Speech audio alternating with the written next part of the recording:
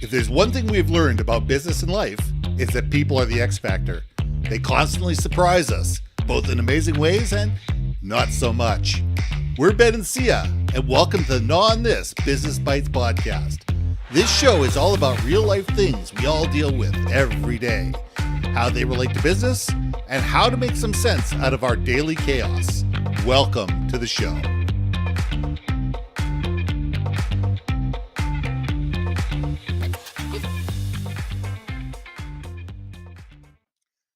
And welcome back to another episode of Gnaw on This Business Bites. I'm Ben, and this is Syya. And here's this week's question. Are you communicating and living your brand promise? Now, we all have a brand. Whether we realize it or not, our brand is who we are. Whether it's personal, whether it's corporate, whether you're a social organization, or even the government. We all have a brand. And every part of that brand has a brand promise. This is who we are. This is what we do. This is why we do it. This is who we do it for. This is what we believe, and this is what we don't believe. This is what we're going to fight for, and this is what we're going to fight against. We all have one. Now, a lot of us have codified this. Some of us are able to communicate it. A lot of us can't. But what we need to be able to realize is if we want to be seen as someone of trust, of someone of value, someone of interest, we need to be able to both communicate our brand promise and we need to live it. Because if we're communicating one thing and we're living something else, people are only going to be confused. And when they're confused, they don't trust. And when they don't trust, they move on. So Syya, let's gnaw on this. Woo-hoo-hoo. It's all about follow through with authenticity. Yes. Right? Because absolutely. You can't be what you're not. And I see so many people try to be something they're not. I get it, guys. Content creation in the age of social media is harder than it looks. It's not just simply a question of hitting the record button and talking. I can't tell you how many clients who've walked in going, I'm on Zoom calls all day. I'm fine in front of the camera. Oh, no. Oh, Very different. no. The second there's this realization of, this is a podcast or, I'm doing a TikTok video. I do the same thing. I can't intro to save my life at times because I'm thinking about the words. And now it's not Syya. It's these words coming out. Even though Syya might have written it, Syya can't speak and read simultaneously and be herself. Trust me, you've all seen it. But I think having the understanding of if you're representing yourself, then you better have your core mission values and all that good stuff of yourself in line with how you resonate it. Because from a personal brand perspective, you can't, I'm a gesticulator. I'm just going to do this all day long. It's hard for me to just kind of go, I can't even not nod. Like I can't. Yeah. Now, if you're a corporate entity, I think there's a level of detachment because now you're representative of an entity. It's not you per se. I can calm down if I'm representing an entity because I know it's not me that we're talking about. It's this entity more or less ultimately. Even if you are an expert in an industry representing that entity, your personal brand can still come into play, but at the back of your mind, everyone knows the reason why they're looking at your face usually is because it's at the bolstering of the branding of the entity. So the perfect example of is your brand living up? Remember Gateway, the computers, HP, I think it ended up buying them, or is it Gateway and then Compaq and then HP? Right. Their spokesman, who was extraordinarily, wildly successful campaign, by the way, got caught with a bag of weed. Okay. Yeah. He clearly no longer, and this is pre-weed legalization and pre even thinking about legalizing weed. It was straight up illegal. I think it was pre-Facebook, if I remember correctly. No, really? Well, how long has Gateway been defunct? Hey, audience, tell us what year, because now you've done aging. I just made a reference of something that's 30 years ago. Possibly. Of the sea cook. OMG. I almost swore. fudgesicles. You're right. It is about 30 years ago. Oh my God, stop. Okay, focus. Yeah. But there you go. Perfect example where the spokesperson doesn't represent the brand. Can I just give you another example? Sure. All right. And I think I might have mentioned this before, and I don't think anyone really cares now, but it's true. Disney, I've worked there for almost 7 years, and I used Yeah. to see the characters. Like I never auditioned to be a character, although I did Yeah. get to play one once. Um, the face characters had it in their contract. Yes. They could not, as they were representative of Disney, could not represent any other brands Right. that would diminish the Disney brand. Yeah, I And understand that. one of the Pocahontases, I believe, Mm-hmm. a Pocahontas and a Belle, which, if you guys know, Belle was very much used interchangeably with other characters, but she was hired to be Belle. That was her first primary character. Sure. And then the girl that played Pocahontas was the primary. And those two girls got gigs as, guess what? A beer company girl that would go from bar to bar. So they would play the Disney in the daytime, no. and at nighttime they were in the club outfits pouring out a certain beer manufacturer. So long story short, that was a huge scandal in Of the course. Disney group that we were all in. Yeah. And I hate to say it, but I was like, duh. Like, girls, are you serious? And the sadder part, they didn't even get paid as much. Like, the Disney was their primary. And it's like, you got to think about things like this, people. If you're not representing the one that makes you the money, is it really worth your time? Well, and that's the thing is you need to sit there and go, okay, this is me as a person being, but I'm also part of a larger organization, and there's a lot of things that happen when you go against the branding of a larger organization. You are seen as the face of that organization in one way, shape, or form.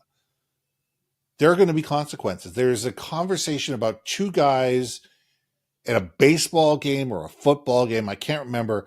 And these guys are decked out in whatever company, swag that they had. They were drunk, and they were harassing a reporter who was on air. Mm. And the next day they walked into the building, and their security tags were taken away from them, and they were escorted out of the building. And that's it. You're done. You're absolutely done. You were representing our company, whether you realized it or not, because you were wearing our paraphernalia, Mm-hmm. and you were online and you were drunk and you were being a male chauvinist pig. We can't have that as an organization. I mean, I'll never forget, and this is going back years ago, I was working for yet another casino. And I get a phone call in the middle of the day saying, Ben, you need to get down here today. I go, what is it? Can you let me know? I'm sorry, you need to come down. I said, well, I can be there about 4:00 in the afternoon. Okay, but you need to be here today. I said, okay, I'll get down there as soon as I can. I was maybe 50, 75 miles away at the time. And I show up and I go into the office and said, no, you got to go into the tribal office. I said, what's going on? They said, we can't tell you. Oh. I get there, the entire tribal council is sitting in front of the room. They got legal counsel there. They said, our VP of marketing just got caught with his finger in his cookie jar this morning, and he got led away in cuffs. We don't think that you were giving him bribes. However, some people were. We have to get rid of everybody. So I did nothing wrong. But you got fallout. I never accepted a bribe. I never offered a bribe. I was above board. I did everything right. But because I was being painted as one of the vendors that he brought on board, everybody had to go. And that was from a legal and PR point of view. I lost a $250,000 client in a matter of minutes. And there was nothing I could do about it. I mean, that's what it is. I drove 75 miles, in To get each let direction to get fired. And there's nothing I could do about it. And, they said, we're sorry. We don't think that you did anything wrong, but we can't have any impropriety, and our PR people can't deal with this. So everybody had to go. And right or wrong, that was reality. And that's protecting the brand. That, whether it's right or wrong, that was understanding this is our brand, this is who we are, this is how we want to present ourselves to the world. We need to live by this code of ethics. So it's funny you should mention that. So, like, this topic is a very interesting one because I had a recent situation where you get client feedback, right? And look, people, sometimes client feedback, we would always love it to be positive, but not as it always. But sometimes there's not, right? And so there's like feedback that, I won't name names or anything like that, but there's a feedback of a situation where the client was like, you didn't represent yourself the way you didn't execute yourself the way we thought you would based on the way you represented yourself. So like the pre-sales motions versus actual post-delivery, right? So situation. And I think it's really interesting with that because for someone to say you didn't deliver based on our expectations, there's subjectivity to that, right? You're not living that's up nothing to what other I than thought subjectivity. There's nothing other than subjectivity. And I think, how do we rectify that? So that question of like, are you living up to that brand? Are you living up to what the expectation of that brand will deliver upon, et cetera? The learning lesson from that particular situation, at least from my perspective, is okay. The first reaction is you pissed off me, like, what the hell, dude? What are you talking about? We're doing a great job here. And why are you suddenly saying it's not a great job, right? But after thinking about it and chewing on it, one of the things that I think that if you want to avoid this, are you living to the brand potential, et cetera, is make sure you're documenting everything in the pre-purpose, right? So my suggestion for those that are like going through this motion is, and then in life, CYA. Cover your hiney, folks, because, and this is why. Is that what the A stands for? It stands for hiney. I've always wondered. Hiney. Oh my gosh. Oh, you're reminding me of my sister. Okay. Anyway, so she learned English not. Anyway. Let me go back. Let me go back in time. Oh my God, totally distracted me. So one of the things about covering your, is now you can take that documentation. I know it's tedious, and I myself am guilty of not doing it as often as I should consistently. And that's probably the number one thing I've told all Rickies. Cover your, document. And even if you guys are like on an email chain, I always say, create a new email to say, here's a summary of our conversation, title it, summary conversation, the date. Because what happens is when you go through a long email text, it just gets lost along the way. Right. Absolutely. And sometimes it's out of sequence because people are ringing in differently. You have side chats with other people and all that. So I recommend everyone to avoid this is do a summary email, do the bullet points to say, this is how I understand the situation. Here's our understanding next steps. Am I correct? Not correct? Let me know. And if they don't respond, you send one more note to say, hey guys, didn't see a response. Just want to make sure you received it. Right. So now you have documentation because you know what happens when people saying and they kvetch and they say, hey, you didn't deliver on your brand messaging. You didn't execute on XYZ. You can always go back to those emails and say, I held up my portion of the bargain and communication. Right. If they did give feedback and they say, yeah, everything's great, then you can also go back and go, this was the understanding that we had, kids. So I am executing based on these emails. Yeah. Well, so here's Go ahead. Onus is on both. The onus is on both. Is what I'm trying to say is it's not just a brand that maybe doesn't deliver. Sometimes the expectations of the client was it ever aligned? Well, it's as Jeff Bezos says, your brand is how other people perceive you when you're not in the room. Yeah. It's not how you perceive yourself. Your job is to be as consistent as humanly possible. The way you talk, the way you act, the way you engage, the way you think is be as consistent as you can through the entire process and ongoing. But different people are going to perceive you the way that they want.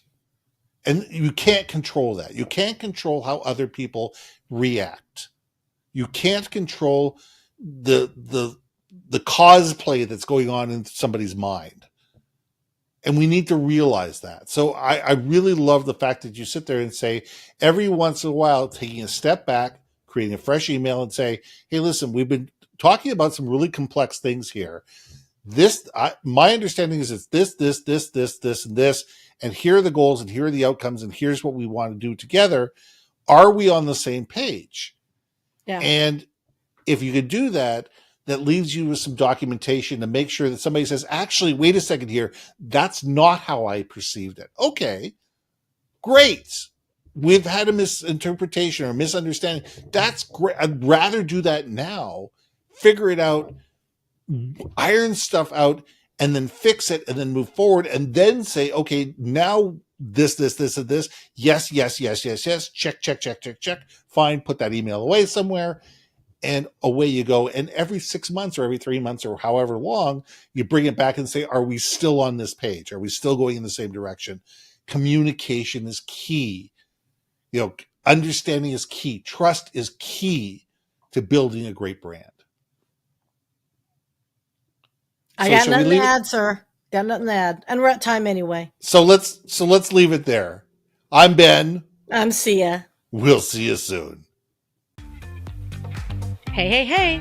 Thanks for listening to another episode of Not on This, Business Bites. If you liked what you heard, we most humbly ask that you like, share, and hit that subscribe button. And if you want to communicate more effectively within your organization, contact Ben at yourbrandmarketing.com or me at brilliantbeammedia.com. We can help you build your community, brand awareness, and personality through digital content and podcasting. We cannot wait to hear from you. So see you next week for another episode of Not on This, Business Bites.